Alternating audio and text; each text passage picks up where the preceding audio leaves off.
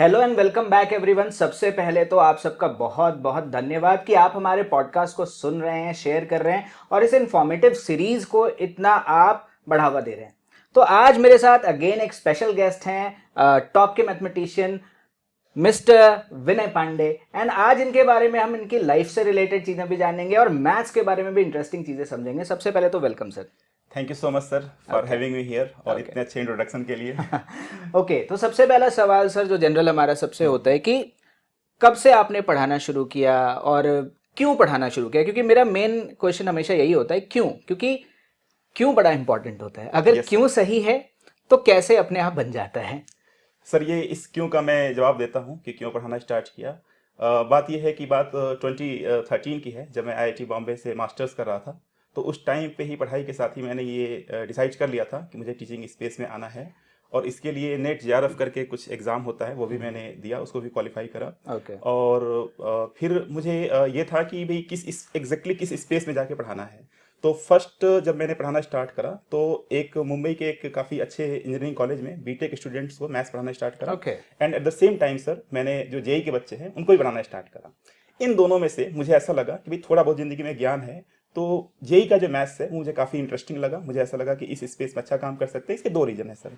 पहला रीजन तो ये है कि जो जेई का मैथ्स है वो काफ़ी चैलेंजिंग है, राइट। दूसरा ये है कि जो मेन ड्राइविंग फोर्स है, जहाँ से आपने क्यों से सर क्वेश्चन स्टार्ट करा, वो क्यों का आंसर ये है कि जेई के बच्चे जो तैयारी करते हैं वो जिस एज में होते हैं, जो एडोलसेंस वाला एज होता है, उस स्टेज में हम एज ए टीचर सर आप ऑब्वियसली मैक्सिमम इम्पैक्ट ला सकते हैं। ठीक है, उनको पढ़ा के उनकी लाइफ में सबसे ज़्यादा चेंज ला सकते हैं। तो मैंने ये डिसाइड करा कि भाई जो थोड़ा बहुत ज्ञान है इन बच्चों के साथ लाइफ में आगे शेयर करते हैं, और फिर मैं इस स्पेस में आ गया। That's very inspiring.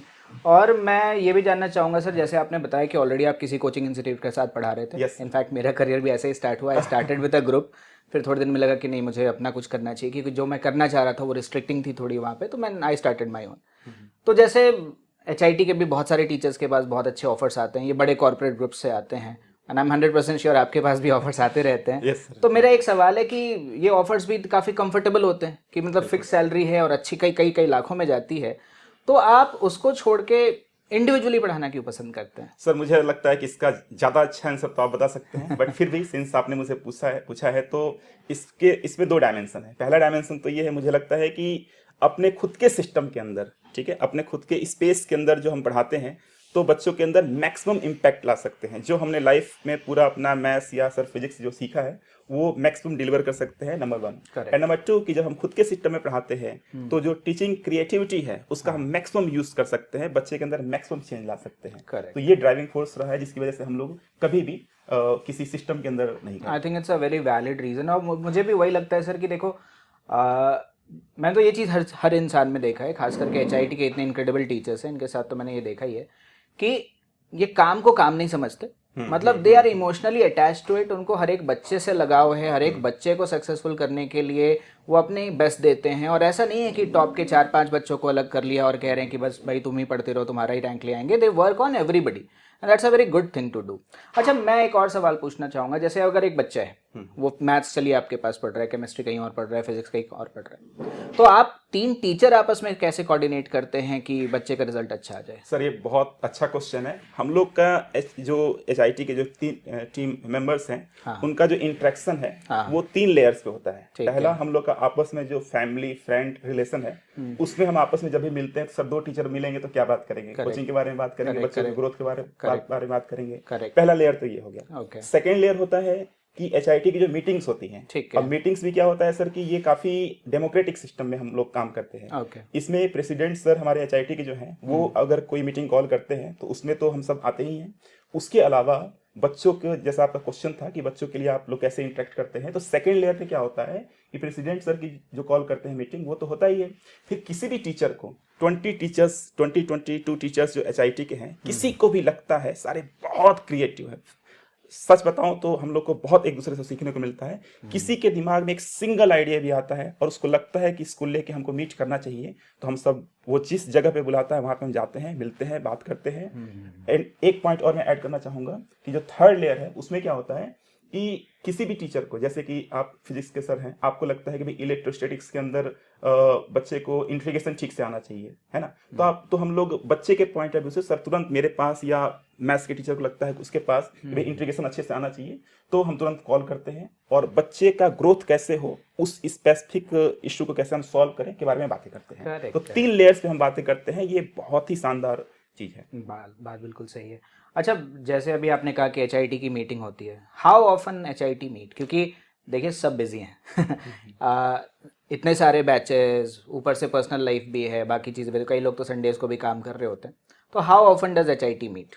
सर अगर एक मैं नंबर दूं तो वीक में एक बार हमारी मीटिंग तो हो ही जाती है, और उसके पीछे का बैकग्राउंड मैंने जो भी लास्ट क्वेश्चन के आंसर में हम लोगों ने डिस्कस करा, एग्जैक्टली 3 लेयर्स पे होता है, तो एक मीटिंग तो वीक में हमारी हो ही जाती है। हाँ, और मैं पेरेंट्स को एंड सुनने वाले सभी लोगों को बताना चाहूँगा कि ये मीटिंग्स ऑलवेज बड़े प्रोडक्टिव होके निकलती हैं। मतलब हमेशा कुछ ना कुछ नया आइडिया, नई इम्प्लीमेंटेशन, और ऐसा नहीं है कि कई बार फ्रिक्शन नहीं होता, कई बार दो अगर अपोजिंग ओपिनियंस भी हैं तो we work it out.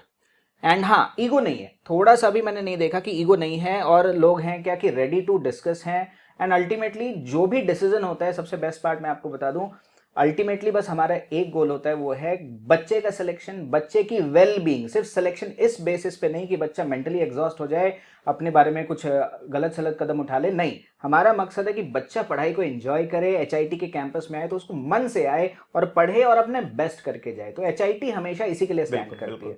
Okay sir, मैं एक चीज और जानना चाहूंगा इसमें सर, एक पॉइंट मैं ऐड कर देता हूं सर कि मैं सारे अपने रेस्पेक्टेड पेरेंट्स एंड स्टूडेंट्स से कहना चाहूँगा कि एचआईटी की जो टीम के लोग हैं, हमारे पास, आप यकीन नहीं करेंगे, ऑफर तो बहुत छोटी बात है, बिग से बिग इंस्टीट्यूट्स हमारे पास राय लेने के लिए फ़ोन करते हैं कि वो अपने सिस्टम में क्या अच्छा करें। मैं जब मुंबई में पढ़ाता था तो वहाँ पे अभिषेक सर और भी बहुत सारे एचआईटी के जो टीम मेंबर्स हैं, वहाँ की टीचिंग कम्युनिटी में अपने हिसार के हम सब लोगों को प्राउड फील करना चाहिए कि वहाँ के जो लोग हैं, जो इस स्पेस में हैं, वहाँ पे तक जानते हैं। हाँ, ये एक तो मैं इस पे एक चीज़ और ऐड करूँगा सर कि मुझे याद है कि आज से कई साल पहले एक मेडिकल का बच्चा था, और वो कोटा में, मतलब 11th-12th यहाँ से तैयारी करी, फिर कोटा गया तैयारी करने के लिए, और वहाँ उसने बहुत अच्छी रैंक ली, बहुत अच्छी रैंक ली, और उसने अपनी विनिंग स्पीच में हिसार के टीचर्स का नाम लिया, मेरा भी नाम लिया, और बड़ा प्राउड फील होता है क्योंकि उसके जो एचओडी थे उन्होंने फ़ोन करके कंग्रेचुलेट किया कि बोला सर बहुत अच्छा लगा कि आप एक छोटे से शहर में आप लोग इतना अच्छा काम कर रहे हैं। और बच्चे ने अपने स्पीच में कहा कि जो मेरी फाउंडेशन प्रिपेयर कराई गई, जो मेरा सिलेक्शन नहीं हुआ था, छोटे मोटे कारणों से नहीं हुआ था, लेकिन जो बेस मुझे वहाँ मिला, जो केयर मुझे मिली, जो अंडरस्टैंडिंग ऑफ द कंसेप्ट मुझे मिला, उसकी वजह से आज मैं डॉक्टर हूँ, आज मैं इतनी अच्छी रैंक लेकर आया हूँ। तो ये बात तो है। मैं आपको बता दूँ, आप हिसार के जो टीचर्स हैं, दे आर, मतलब ऐसा नहीं कि सिर्फ हिसार में फेमस है, पूरे इंडिया में लोग जानते हैं, और बस एक कारण से जानते हैं, क्वालिटी, नथिंग एल्स। अच्छा, मैं एक बात और जानना चाहूँगा सर, रिसेंटली जैसे मैं बच्चों से भी सुनता हूँ, मैं भी पेपर को एनालाइज करता हूँ हर साल, तो मैंने देखा है कि रिसेंटली मैथ्स का पेपर अचानक से बड़ा टफ सा हो गया है। जी सर। तो क्या इसका कारण है और इसको कैसे रेमेडीज का किया जा सकता है? मैं सर पेरेंट्स और टीचर को इसका जवाब बहुत अच्छे से देना चाहूँगा। इसमें दो फैक्टर हैं। एक तो ये है कि 2020 से सर ये होना स्टार्ट हुआ है। हाँ। तो पहली बात तो ये है कि मैथ्स के पेपर का जो लेवल है वो क्यों टफ हुआ है। तो इसमें सर ये है कि इसके पीछे का जो रीज़न है वो मुझे बहुत ठीक से पता है, डीपली पता है, क्योंकि जब मैं आईआईटी के अंदर अपनी पढ़ाई कर रहा था तो हमारे जो सीनियर्स हैं वही आज की डेट में आईआईटी में पढ़ा रहे हैं, और एनटीए वगैरह की जो टीम है इसमें ये लोग काम कर रहे हैं। ऑब्वियसली हम लोग डिस्कनेक्टेड हैं, बट उनके साथ रहने से ये मुझे पता चला है कि वो थिंक कैसे करते हैं। करेक्ट। ठीक है, तो वो क्या थिंक करते हैं कि जो भी बच्चा आईआईटी में पढ़ने आ रहा है या एनआईटी में पढ़ने आ रहा है, ऑब्वियसली उसका फिजिक्स एंड केमिस्ट्री तो अच्छा होना चाहिए। करेक्ट। लेकिन मैथ्स उसका सुपर स्ट्रांग होना चाहिए। ठीक है। इसलिए उन्होंने मैथ्स के पेपर को काफ़ी टफ बनाया कर दिया। ठीक है, लेकिन मुझे लगता है सर पेपर मुश्किल होने के बावजूद भी बच्चों की परसेंटाइल अच्छी रही है, क्योंकि टफ हुआ है तो सबके लिए हुआ है। करेक्ट है ना? जी सर, इसके पीछे का क्या है ना कि मुझे लगता है कि अगर बच्चे ये सोचते हैं कि मैथ्स का पेपर बहुत टफ हो गया है तो क्या करें, है ना, तो भाई टफ हुआ है तो सर सबके लिए हुआ है, एक बच्चे का तो टफ हुआ नहीं है। एक बात। दूसरी बात ये कि अगर टफ है ना तो 25 क्वेश्चंस हैं, तो बच्चे को पता है कैसे थिंक करना चाहिए। बच्चे को ऐसे थिंक करना चाहिए कि भाई जैसे क्रिकेटर जो होता है ना, जब क्रिकेट खेलता है तो वो एक इजी बॉल का वेट करता है, उस इजी बॉल पे वो 6 हिट करता है या 4 हिट करता है, फिर उसको एक कॉन्फिडेंस मिलता है। तो इन नट से अगर मैं कहूँ तो 25 क्वेश्चंस अगर है ना, तो बच्चे को 10, 12 या 15 क्वेश्चंस जो ईजी हैं, जो उसके लिए जिसको लगता है कि विद इन 1 आवर उसको कंफर्टेबली कैलकुलेशन कर सकता है, उसको पे पहले अटैक करें, उसको पहले सॉल्व करें। ठीक है, उसके बाद से बाकी क्वेश्चंस पे है। इसको कंक्लूड ऐसे में करूँगा कि 25 क्वेश्चंस में से अगर बच्चा 15 क्वेश्चन भी कर लेना सर, तो आपको अच्छे से पता है कि 99 परसेंटाइल मैथ्स में कहीं नहीं गया। करेक्ट करेक्ट करेक्ट, बिल्कुल सही कह रहे हैं सर। ये बात तो मैं ना अभी मैथ्स के काफ़ी सारे टीचर्स से मैं मिला था, उनके पॉडकास्ट भी रिकॉर्ड हमने किए थे, तो सबका यही ओपिनियन था कि पेपर टफ है तो घबराओ मत, अच्छे क्वेश्चंस करो, और हर एक क्वेश्चन जो एक्स्ट्रा कर रहे हो वो आपकी परसेंटाइल को और ऊपर लेके जा रहा है, आपकी रैंक बहुत अच्छी हो जा रही है, तो that's a very good thing. अच्छा, मैं एक चीज़ और जानना चाहूँगा कि how is life at IIT and how is life after that, क्योंकि बच्चे ये जानना चाहते हैं, क्योंकि कई बार बच्चों को ना लोग सपने बेचते हैं कि आप एक बार IIT पहुंच जाओ या आप एक मेडिकल कॉलेज में पहुंच जाओ, लाइफ सेट है, ये है वो है। बच्चों को लगता है जिस दिन गेट में घुसेंगे उसी दिन करोड़पति हो जाएंगे। ऐसा डेफिनेटली नहीं होता है, वहाँ पे जाके मेहनत करनी पड़ती है। ऐसा नहीं होता, बिल्कुल बिल्कुल बिल्कुल। इसमें यह है सर कि दो क्वेश्चन को दो पार्ट में डिवाइड करना चाहूँगा। एक तो IIT में लाइफ कैसी है, ठीक है, तो इसमें कोई डाउट नहीं है कि बिल्कुल इंटरनेशनल लेवल की आपको क्वालिटी मिलेगी। जो ब्रेन मिलेंगे वो काफ़ी फ्लूइड ब्रेन है, बहुत ही अच्छे लोग वहाँ मिलेंगे, करेक्ट है ना। एक तो ये बात है, प्लस कई बच्चों को ये नहीं पता होता कि IIT के अंदर जो स्पोर्ट्स एक्टिविटीज़ है वो भी काफ़ी, उनका भी काफ़ी डोमिनेंट रोल है। हाँ। IIT के अंदर जो प्ले ग्राउंड्स वगैरह हैं वो काफ़ी अच्छे हैं।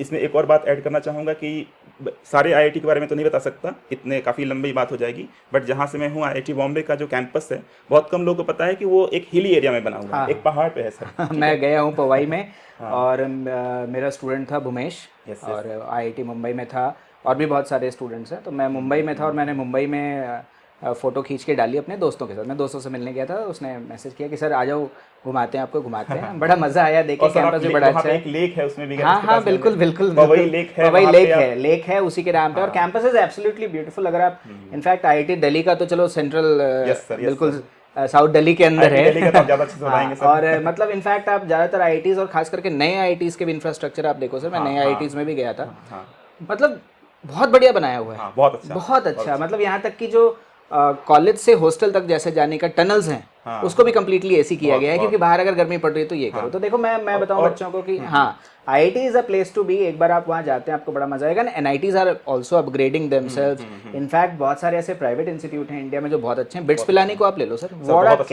A campus. आप मतलब आप जाओगे तो, और वहाँ तो इतने सारे कल्चरल क्लब्स हैं, मतलब आप लगा लो कि हर दिन वो कुछ ना कुछ फन कर रहे होते हैं, और मुझे लगता है यही तो इंपॉर्टेंट है ना, कि पढ़ाई भी कर रहे हैं, फन भी कर रहे हैं, जैसा बैलेंस लाइफस्टाइल। पढ़ाई सर बहुत ज़्यादा करनी होती है, अच्छे से आपको पता है सर। उसके साथ साथ इतना लाइफ में इतनी सारी चीज़ें करनी होती हैं कि पढ़ाई का बहुत स्ट्रेस नहीं होता। एक बात सर, आपके क्वेश्चन का एक और पार्ट था कि IIT से निकलने के बाद से क्या, तो मैं बच्चों से ये कहना चाहूँगा कि IIT में जाने के बाद से भी आपको कॉन्शियस होकर वहाँ पे काम करना है। ऐसा नहीं कि आप IIT में चले गए तो जो कुछ एक्सेप्शनल पैकेजेज होते हैं उसकी बात आपको न्यूज़पेपर्स वगैरह के थ्रू देखने को मिलती होगी, लेकिन वहाँ जाने के बाद से आपके पास अपॉर्चुनिटीज़ बहुत ज़्यादा होती हैं, बहुत ही ज़्यादा होती हैं। नो डाउट कि आप IIT या NIT में जाने के बाद से इंटरनेशनल लेवल के पर्सन बन जाते हैं, लेकिन उसके बाद आपको एग्जैक्टली क्या करना है ये आपको डिसाइड करना होता है। एक अंतिम बात मैं ऐड करना चाहूँगा कि अच्छे कॉलेज में जाने के बाद से आपके अंदर विजडम बहुत ज़्यादा आ जाता है, तो फिर आपको जो अच्छा लगता है आप वो काम करते हैं। आपको लगता है कि पढ़ाना है मुझे, आप पढ़ाते हैं। आपको लगता है गिटारिस्ट बनना है, गिटारिस्ट बन जाते हैं, है ना। अभी तो IITian बाबा भी बन गए ना वो।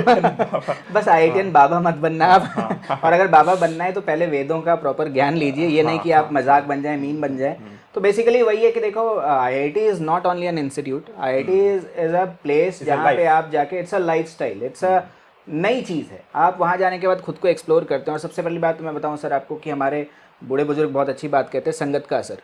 तो मैं तो यही मानता हूँ कि देखो, अगर आप इंडिया के टॉप के, अगर आप एम्स में बैठे हैं, IITs में बैठे हैं, आप इंडिया के टॉप 0.1% लोगों के साथ बैठे हैं, और वही उसी लेवल की फैकल्टी के साथ बैठे हैं, उसी लेवल की आप इंफ्रास्ट्रक्चर के साथ बैठे हैं। तो जब आपका माहौल इतना अच्छा होता है तो you talk about ideas, you talk about startups, you talk about innovations, आप कुछ नया डिस्कवर करने की बात करते हो। तो जब आप अच्छे माहौल में रहते हैं तो you grow as a person, confidence आता है। और इंडिया में तो देखो बॉस, IIT वर्ड अगर आपके नाम के साथ IITian लगा हुआ है तो इज्जत तो साथ में आती है, बहुत इज्जत आती है, ये तो फैक्ट है। यहाँ पे सर मैं एक पॉइंट ऐड करना चाहूँगा कि जो पेरेंट्स हैं ना, उनके, वो भी जब बच्चा IIT में चला जाता है तो थोड़ा सा इस नई रियलिटी को एक्सेप्ट करें। ओवर एक्सपेक्टेशन ना रखें। हो सकता है कि आपकी बहुत सारी बात वो ना सुने, भाई आपको लगे कि भाई बच्चा अभी IIT से निकल गया, IAS की तैयारी करेगा, हो सकता है वो कुछ और करना चाहेगा, हो सकता है उसको मन करे क्रिकेट में कमेंट्री करनी है, ठीक है, वो कुछ भी कर सकता है, क्योंकि वो बहुत ज्यादा उसके अंदर विजडम आ चुका है। और एज ए पेरेंट आपको इसको एंजॉय भी करना चाहिए। आप फ्री होकर अपना देखो, देखो sir, at the end of the day पता है पैसा सर उसके लिए बहुत छोटी चीज बन जाएगी, पैसा अर्न करना उसके लिए ऐसा लगेगा कि भाई वो कुछ भी करके पैसा कमा सकता है। ये चीज समझना पड़ेगा पेरेंट्स को भी कि